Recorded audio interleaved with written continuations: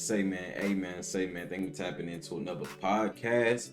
If you want to be on the podcast, feature on the podcast, want to add your input to the podcast, or follow me on social media, comment on Spotify, all that good things. Another game that comes down to the wire. Indiana Pacers versus Atlanta Hawks 306-24. Yeah, I'm recording this on the 7th. It's 1 o'clock in the morning. Another great game. Came down to the wire. It really did seem like the Hawks came out with low energy at the beginning of the game. It seemed like we didn't have it at first. First quarter was all first quarter for us. Pascal Siakam was doing whatever he wanted. He did whatever he wanted throughout the whole game. We'll get more into Pascal Siakam later on on the pod. Trae started off. He had a couple good shots. Dyson had a couple good shots. Haliburton wasn't having a good game in the first quarter when he came in. Yeka was getting out rebounded for some reason. I don't know how.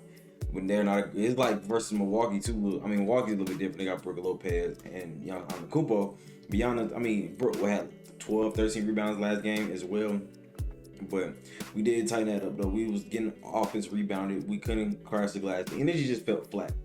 But I did notice, same way I noticed in really all these quarters, we ended the quarter bad. We in the middle of the quarter, beginning of the quarter, we pushed it. The second quarter, first 10 minutes of the game, first 10 minutes of the quarter we pushed it, got the lead down, we pushed it.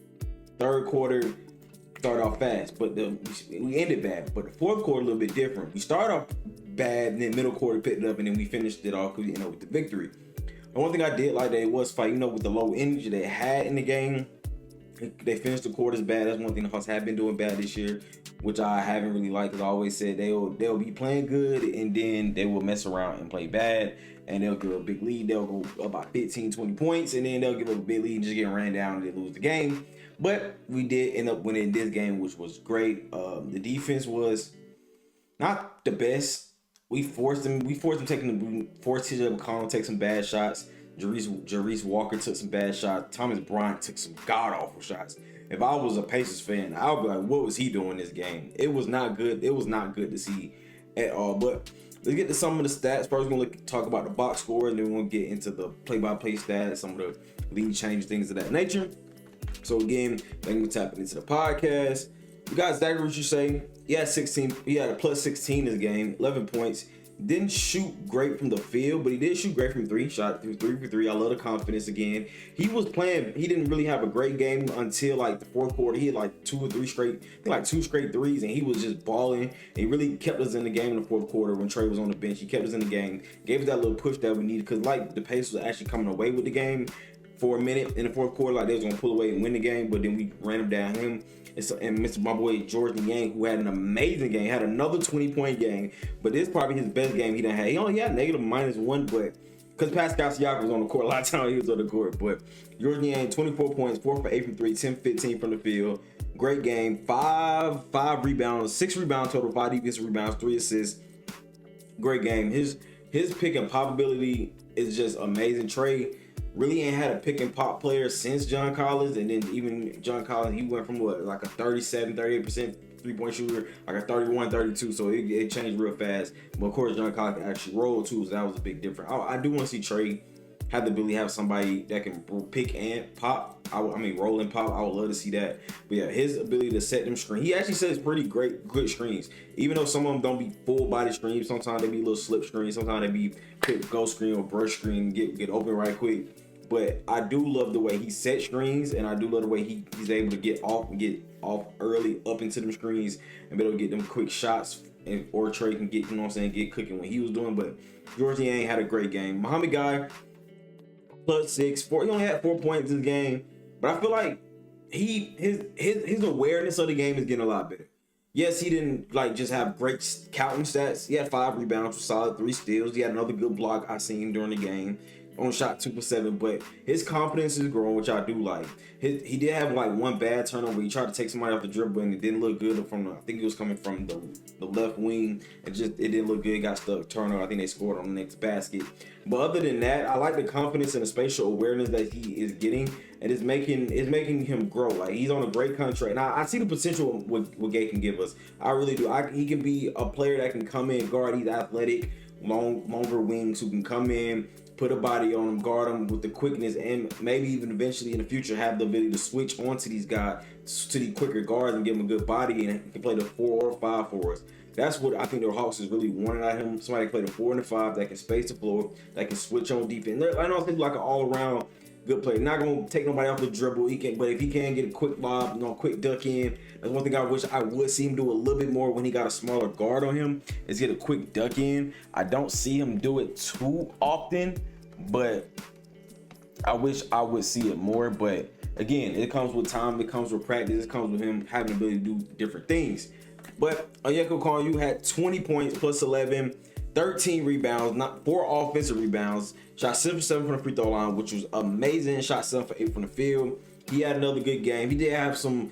He had some plays where he was getting cooked by Pascal Siakam, but the whole team was. But then he had other plays where he was getting a poke. I think he had one. He had a poke ball on T.J. McConnell in the right corner, and I think he had one on Andrew Nembhard. Andrew Nembhard was getting bagged up too. Yeah, it was bagging Andrew Nembhard. He said like 15 or 16 or something like that, but it was a struggle buckets for Andrew Nembhard. Wasn't great, wasn't good, but yeah, Onyeka had a great game. Miles Turner had a pretty decent game, but I feel like he had a great defensive game. He was able to rotate a lot of plays, make it hard for them guards to really get in the paint and try to score. They made it tough. They had some tough buckets out there. Dyson Daniels, another great game for my boy Dyson. 17 points. 5 assists, 5 assists for my boy Dyson Daniels. He only got 1 steal this game, but it's all good. It's all good. 4 3 Another great game, good all around game. That floater game from Dyson Daniels is just unstoppable.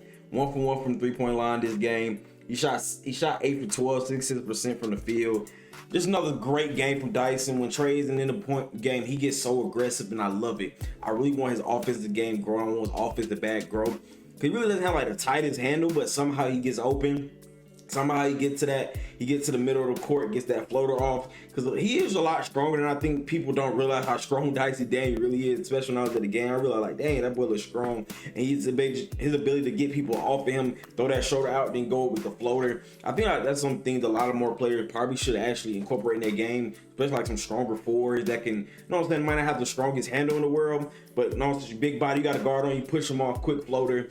And I feel like Dyson Daniels has really grown in that area for that. That's his area. That's it. Get out my way. That's what I'm gonna do. He reminds me like you know how Zubac, when he's got that little floater he does, or Isaiah Hartenstein, like players like that, like he will push his body into somebody and boom, or I know they got the hooks and stuff like that, but he has the way to just push, boom, and get up real quick. So I love that shot for Dyson Daniels. Yes, he's not gonna be a person that's gonna shoot off the dribble threes or shoot even off the dribble middies or anything like that. Or he's not gonna boom on somebody, but that's not his game. He can get there, and then that floater, because he don't need to get all the way there. And one thing I did know is him and Trae had a floater like that, where they missed the floater, missed the layup, and Onyeka was right behind to get a putback dunk. So the big man got to contest that floater, and 9 times out of 10 he's not blocking it, and he's in the air, ball hit the rim. Onyeka Clint Capella is there to put it back.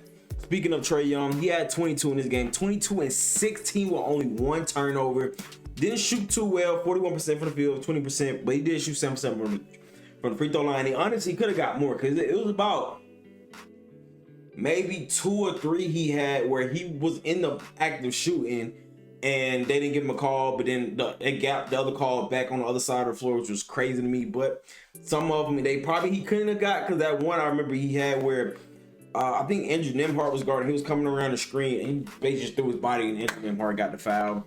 Yeah, I know a lot of people don't like it, but hey, it made up for some other calls that he should have got. But a great passing game. He was just dotting folks up left and right. Even though he wasn't scoring as efficiently, he still drew the defense. He was getting inside the paint. He was attacking fast, and no one could stop him off the dribble. He was getting past every single. I think he may have got stopped like once or twice, actually locked up on the perimeter. But other than that, he was drawing the defense, getting to the paint. Team had to rotate. Without their best scorers with Tyrese Haliburton and Mathurin. Of course, Pascal was stupid. Pascal had a possession. He plays good defense on Trae. But other than that, it was a great game from Trae. The scoring really, again, wasn't there, but the passing, the playmaking, and then even with the low effort, I feel like in the fourth quarter, when the team picked that whole entire effort up, I feel like he was trying a little bit more on defense, which I did like to see. Caris LeVert, not going to talk so much about Caris LeVert. Had 8 points, but it was a hard. He went 4 for 11, -8 from the field, 0-4 from 3. It was not a good game from Caris LeVert, but he still had 4 assists, got a steal in there. Haliburton just didn't have a good. He had one crazy three he had hit, but crazy shot he had hit, like a mid-range shot in the shot clock. Wasn't a great game. Clint Capella still missing a lot of shots around the rim. Had 5 rebounds for us, 6 points, -5. I mean, he only played 13 minutes, and you know why. But he did his thing. Yeah, he did his thing. Good backup big man minutes for us. And Terrence Mann had another great game, plus 12 points. Even though the 12 points, and he only had three turnovers. Yeah, one turnover. Count stats really isn't that great. 1-4 from 3-point line, but his energy on the court is just amazing. His ability to muck things up, his ability to push the ball when he has the ball, his ability to get backdoor cuts, his ability. It's just like I really did doubt how good Terrence Mann. He had another great game for us. He's been having solid games back to back to back. Yeah, he's not scoring 15, 20 points, but those 12 points, he need all 12 of those points. The defense he's bringing, the communication that he's bringing, the ability to get them backdoor cuts, the ability to just be in the right spot at the right time, something that we desperately needed it. And we needed more NBA talent. Like, no offense to some of the guys that was on the team that not on the team anymore, but we needed more NBA talent. Not like Bogey and DeAndre Hunter, stuff like that, but we needed more talent on the team. And with the energy, I feel like with them lineups, again, I keep bringing this up, them lineups with Terrence Mann, Dyson Daniels, and Caris LeVert on the team.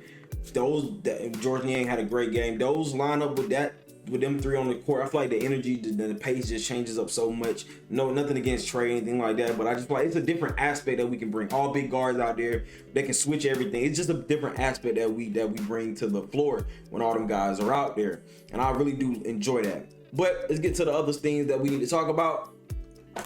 We had a 9-point lead was our biggest lead, 12-point lead was their biggest lead, 10 lead changes, 12 was the longest run, and 11 games tied. So not as back and forth as the Milwaukee game, but still another amazing game, still another close game.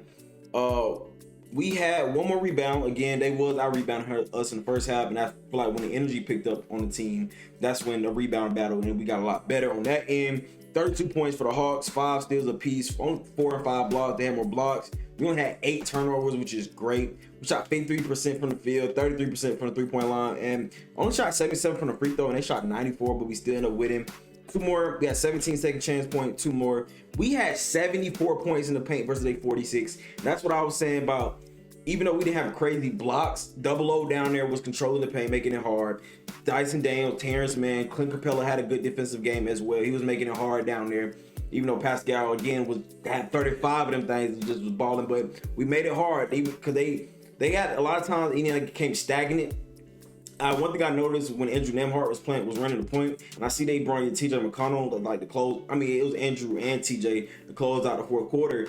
He wasn't pushing the ball. He would be lackadaisical when he's bringing the ball up the court. He really wasn't pushing, trying to get an advantage.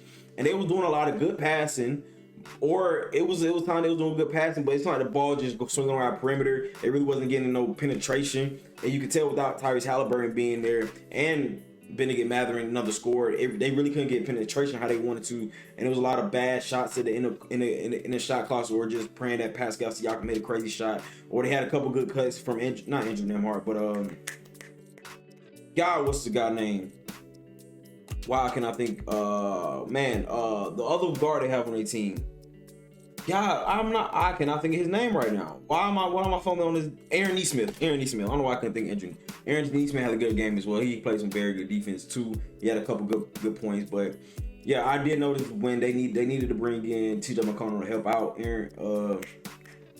Andrew Nembhard, because he was not having.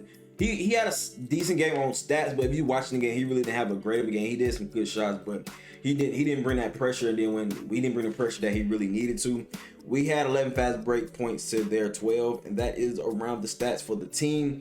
But I am going to talk about Indiana just a little bit. I know this is a Hawks podcast, but it go hand in hand. Therese Walker, we left him up and let him shoot 3, but he still had a solid game, 7 rebounds. Pascal Siakam was just cooking us with 35, 9 rebounds. He shot 12 for 18, 66%. His 3-point shot was just amazing. He shot 8 for 9 from the free throw line. He was just getting to the point. Miles Turner had 17, -3. He had 9 rebounds. I feel like Miles Turner's having a good game versus us at the fourth quarter. He did look a little tired.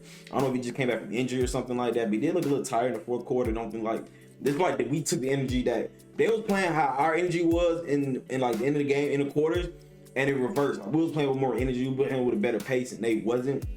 So I was proud of them for doing that. Miles Turner was cooking in the first quarter. Aaron Nesmith again had a good game, 21 points. He just shoot 8 for 15, shot 4 for 9 from 3, which if you Aaron Nesmith shoot 9 3-pointers, you gotta live with that. Again, Andrew Nembhard had a negative 15, so yeah, he really wasn't. I feel like he didn't have a good game. He went 5 from 13. He went 2 5 3-point lines, which isn't bad, but he had 10 assists as well, which is solid. It didn't even seem like he even had 10 assists. Obi Toppin, Tanner McConnell came in, did a little something, but again, we 1-4 from 3. We kept leaving him open, let him do what he do. I didn't even realize Ben Shepherd shot the ball 8 times. Honestly and truly, he had 8.8 of 13, and Thomas Bryant took some god-awful shots.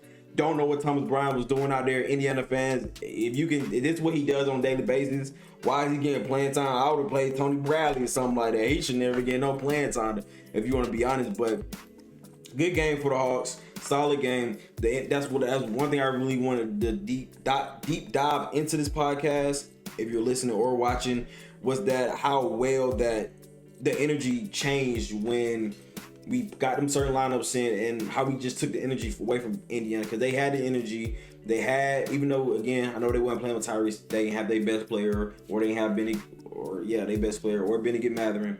Shit, really, it's probably been Pascal Siakam been their best player this year, even though Tyrese has been coming on like last 10 games. He has been coming on strong, but Pascal has been their best player this year. He was just giving us buckets. That's one thing we do miss with not having Jalen Johnson, is not having that player that can guard them bigger forwards. Like Zachary Shea cannot guard them bigger forwards. He just too thin right now.